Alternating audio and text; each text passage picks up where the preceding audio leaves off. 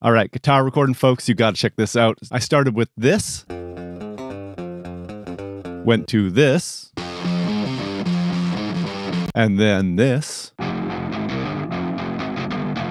mixed with this, to end up with this.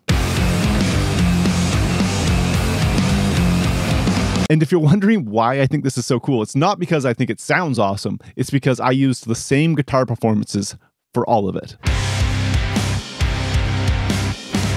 Hello, welcome to the video. My name is Malcolm Owenflett. If you're new here, I teach DIY audio here on YouTube. And if you like that sort of thing, click subscribe and give this video a thumbs up. It is majorly appreciated. And yeah, I want to show you how I made those cool sounding guitars, but more specifically, I want to talk about how I managed to do it from the same guitar performances. Because typically, if you just copy and paste the same performances, they just kind of phase out and you don't end up with different sounding performances. But in this case, it worked like a charm. And to clarify, we are using two guitar performances, a left and a right, but then we duplicated those to an extent. And we'll talk about the tricks and tips that made it still work without having to get the guitarist back in to re-record these parts. And as a side note, this is actually like a really cool trick to keep in your bag of tricks for mixing and production, because it's just a way to make a part jump and just get more exciting and like, you know, take it to the next level, the maximum level in this case, I think. So here we are. Let's start with what these guitars originally were, which was a DI.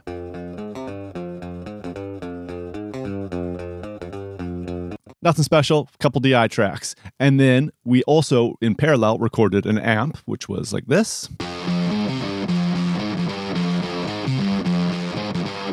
That's an SM57 through a Vintage 30, the Marshall Plexi kind of style amp, and of course, some fuzz pedals. So that worked out like a charm, and that's what we actually used on the album. But messing around with this today, this is where I landed with my new sound that I'm going to layer in.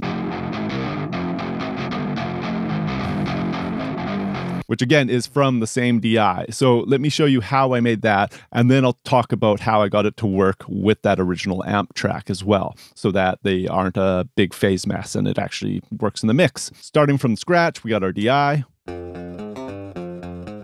which it's hilarious how unheavy that riff sounds as a DI. First thing I did is I pulled up this clipper. This is a new clipper for me. I'll link down to it below in the description because I got to show you, this thing is the best clipper. and I'll tell you why. Let's just pull this crossover back to 0 and we'll turn off the clipping altogether and then just play this and I'm going to crank it. So that is no clipping. It's very dynamic. You can hear like the accents really jumping, and I want this to be rock solid in this case. So I'm going to crank up this clip. Definitely helped level out our dynamics. We've squeezed this thing to a more consistent peak. And now we are going to use crossover because there's a cost. If you listen to that, there's a distortion happening. And I can actually show you if I click this delta here. Some of that is there to stay and you actually don't really hear it in the mix. But if you listen closely, I'll do the clip 0 to 100 again and listen for that distortion creeping in. It's kind of like a fuzzy base layer distortion.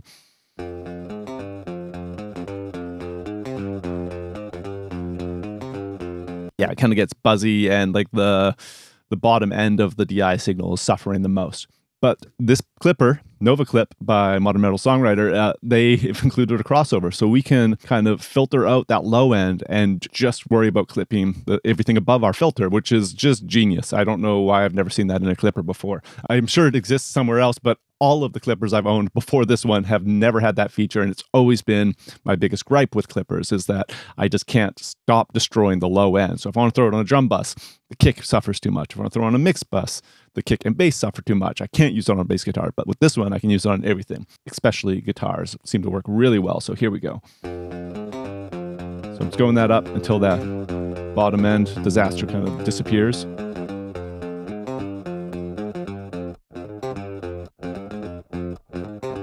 I'd say that's pretty good. And like, this is maxed out. I'm maxed out the clipping on this, which is incredible that it sounds this transparent. So we'll toggle that in and out.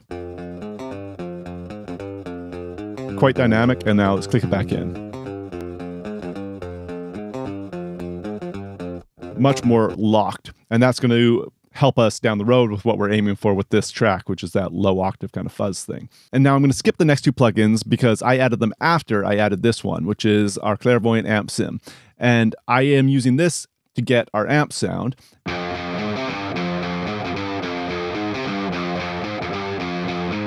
Which is literally nothing has been changed other than I just selected the middle amp. That's all that has happened. I haven't turned on or off anything. It's kind of ready to go. I think it sounds awesome actually already.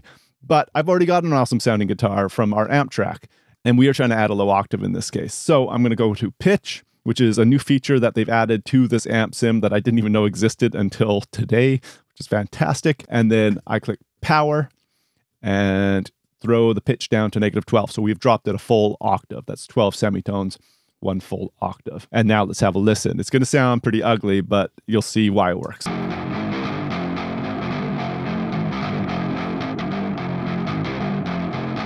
So that's obviously working as advertised. It's very ugly and gnarly, and it's a low octave guitar. That's going to do the trick. But we have lost a lot of transient information, probably both between the clipping and this pitch shifting. It's kind of flubby on the top. So that is when I brought in this transient master here, and I just cranked up our attack quite a bit. So those pick attacks just kind of click a little bit through more aggressively. And now we could bring it in with our other guitar and see how those fit together.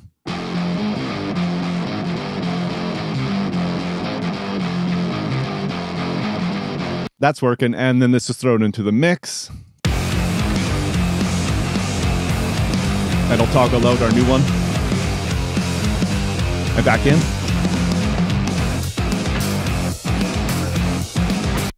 I love that. Little note that what I'm doing right here doesn't actually exist in the released version of this song. And I'm terrified that they're going to hear it and be like, why isn't that in there? Because I think it sounds so cool for this part of the song.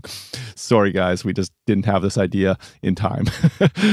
But that's how we make the sound. We need to talk about why this works, because it's the same guitar as what we used for the amp sound. And typically this doesn't really work very well. And there's a couple of reasons. There is some latency involved.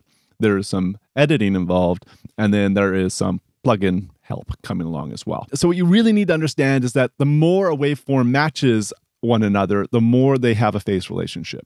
So in the case of a guitar track just being copied and pasted, they would be identical.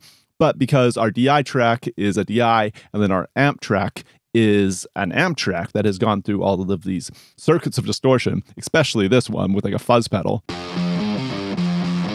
there's not a lot matching anymore. So their phase relationship has deteriorated quite a bit. So that helps us there. There is also a latency thing happening, and that is going to be caused by maybe our amp sim, maybe the capture of the DI versus the amp. Maybe there's a slight latency change there on the way into the interface. And then, of course, we have also got that pitch shifter going on, which almost always has some kind of latency when you're pitch shifting something down. So I think that is also coming into play with separating our phase relationship between the amp track and the DI track, and again, why they're working. But then the third, and I think the most important, is that I've actually edited them slightly different. Our amp track got cut very tightly to the drums, where I have rolled back the version of our DI to a less edited version. And that means that there's actually some slight timing discrepancies between our DI track and our amp track, which is, again, helping make this phase relationship even more different. And one more trick you can try is just going to your DI and flipping the phase to inverse that relationship one more time. If they're right on top of each other, that's actually going to work against you and you'll cause more cancellation. If they were in phase, and you're now just making them out of phase. But once they're just shifted, I'm just kind of like being like, this is really different, and now it's super different. Honestly, I didn't hear anything I liked with that, but just keep that in mind. And worth knowing that I'm doing that before it hits the amp sim, which just makes more sense in my head. So all in all, this sounds really cool. I think you should try it in your next song and see what you think. Just use it for specific parts. Probably wouldn't do it across the whole song. And yeah, if you like this, please check it out. There's a link to this amp sim and that clipper down below in the description of this video. You should totally check out. I think they got free styles for both of them, by the way. And yeah, I think you should try it on your next mix. If you want to check out the Clairvoyant amp sim or that clipper plugin for yourself, which you absolutely should, check out the links down below in the description of this video. I've got them there, and I've got some affiliate links for them. They didn't ask me to make this video or pay me to make this video, but I do have affiliate links with them and can't recommend them enough. you mean you just heard how good it sounds. So there's that. And if you want to level up your mixing skills, there's also a free mixing workshop from the Self-Recording Band, which is a podcast that I co-host, in the description of this video as well. Totally free, and it teaches you how to level up your mixes with the plugins you already own. So check that out as well. And if you want to keep learning, which you probably should because you're a smart cookie, check out one of these videos.